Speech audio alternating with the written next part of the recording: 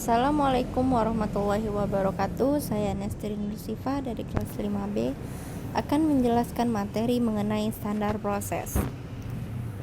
Peraturan Menteri Pendidikan dan Kebudayaan Nomor 22 Tahun 2016 tentang standar proses pendidikan dasar dan menengah, Undang-Undang Nomor 20 Tahun 2003 tentang Sistem Pendidikan Nasional Pasal 1 menyatakan bahwa pendidikan adalah usaha sadar dan terencana untuk mewujudkan suasana belajar dan proses pembelajaran agar peserta didik secara aktif mengembangkan potensi dirinya untuk memiliki kekuatan spiritual, keagamaan, pengendalian diri, kepribadian, kecerdasan, akhlak mulia, serta keterampilan yang diperlukan dirinya, masyarakat, bangsa, dan juga negara.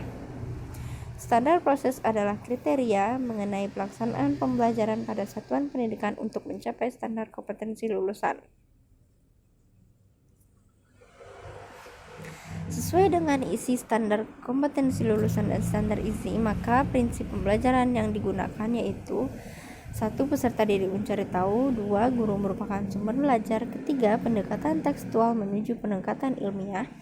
Yang keempat, pendekatan berbasis konten menuju kompetensi. Yang kelima, pembelajaran parsial menuju pembelajaran terpadu.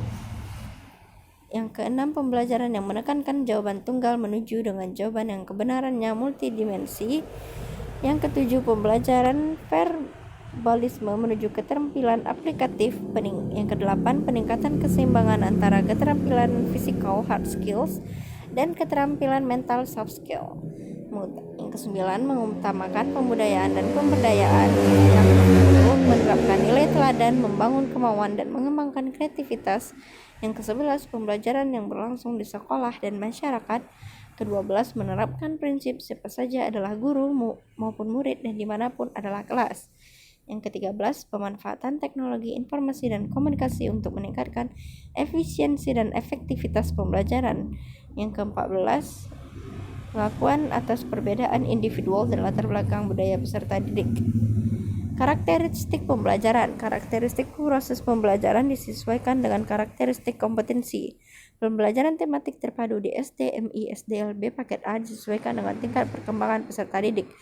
Karakteristik proses pembelajaran SMP, MTS, SMPLB paket B disesuaikan dengan tingkat perkembangan peserta didik yang disesuaikan dengan karakteristik kompetensi yang mulai memperkenalkan mata pelajaran yang mempertahankan IPA IPS.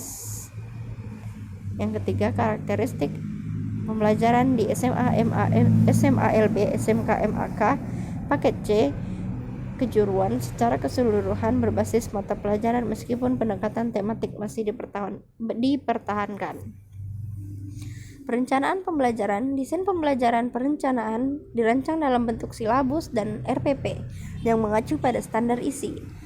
Perencanaan dan pembelajaran meliputi penyusunan rencana pelaksanaan pembelajaran dan penyiapan media dan sumber belajar, perangkat penilaian pembelajaran dan skenario pembelajaran. Penyusunan silabus dan RPP disesuaikan pendekatan pembelajaran yang digunakan. Silabus merupakan acuan penyusunan kerangka pembelajaran untuk setiap bahan kajian mata pelajaran. RPP terdiri dari identitas sekolah, identitas mata pelajaran, kelas atau semester, materi pokok, alokasi waktu, tujuan pembelajaran KD, dan indikator pencapaian kompetensi dan materi pembelajaran. Prinsip penyusunan RPP meliputi perbedaan individual, partisipasi aktif peserta didik, berpusat pada peserta didik, pengembangan budaya membaca dan menulis, pemberian umpan balik, penekanan pada keterkaitan dan keterpaduan antara KD, mengakomodasi pembelajaran tematik terpadu, penerapan teknologi informasi dan komunikasi secara terintegrasi, sistematis dan efektif sesuai dengan situasi dan kondisi. Nah, persyaratan pelaksanaan proses pembelajaran yang pertama ada alokasi waktu jam tetap muka pembelajaran. Untuk SD yaitu 35 menit, untuk SMP 40 menit, SMA 45 menit, dan SMK 45 menit. Rombongan belajar. Yang kedua ada rombongan belajar, yang ketiga ada buku teks, yang keempat ada pengelolaan kelas dan laboratorium. Yang B ada pelaksanaan pembelajaran, yaitu merupakan pendahuluan, inti, dan penutup.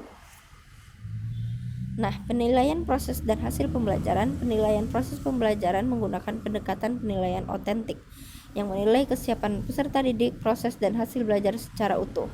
Evaluasi hasil pembelajaran dilakukan saat proses pembelajaran dan di akhir satuan pelajaran dengan menggunakan metode dan alat tes lisan perbuatan dan tes tulis.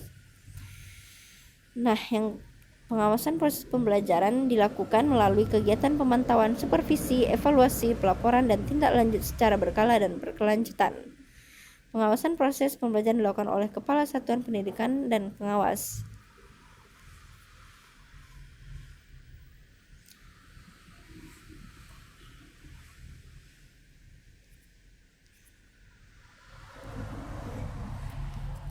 Peraturan Menteri Pendidikan dan Kebudayaan Republik Indonesia Nomor 22 Tahun 2016 tentang standar proses pendidikan dasar dan menengah mengingat pasal 1, ayat 1 Undang-Undang Nomor 20 Tahun 2003 tentang Sistem Pendidikan Nasional Lembaran Negara Republik Indonesia Tahun 2003 Nomor 78 tambahan Lembaran Negara Republik Indonesia Nomor 4301. Yang kedua, Peraturan Pemerintah Nomor 19 Tahun 2005 tentang Standar Nasional Pendidikan Tahun 2005 Nomor 41 tambahan Lembaran Negara Republik Indonesia Nomor 4496 sebagaimana telah diubah beberapa kali terakhir dengan Peraturan Pemerintah Nomor 13 Tahun 2015 tentang perubahan kedua atas Peraturan Pemerintah Nomor 19 Tahun 2005 tentang Standar Nasional Pendidikan. Menetapkan Peraturan Menteri Pendidikan dan Kebudayaan tentang Standar Proses Pendidikan Dasar Menengah pasal 1 yaitu standar proses pendidikan dasar dan menengah selanjutnya disebut standar proses merupakan kriteria mengenai pelaksanaan pembelajaran pada satuan pendidikan dasar dan satuan pendidikan dasar menengah untuk mencapai kompetensi lulusan. Yang kedua, standar proses bagaimana dimaksud pada ayat 1 tercantum pada lampiran yang merupakan bagian yang tidak terpisahkan dari peraturan menteri ini. Pasal 2 pada saat peraturan menteri ini berlaku, maka peraturan sebelumnya dinyatakan tidak berlaku. Pasal ketiga, peraturan ini mulai berlaku pada tanggal yang diundangkan. Sekian dari saya. Terima kasih.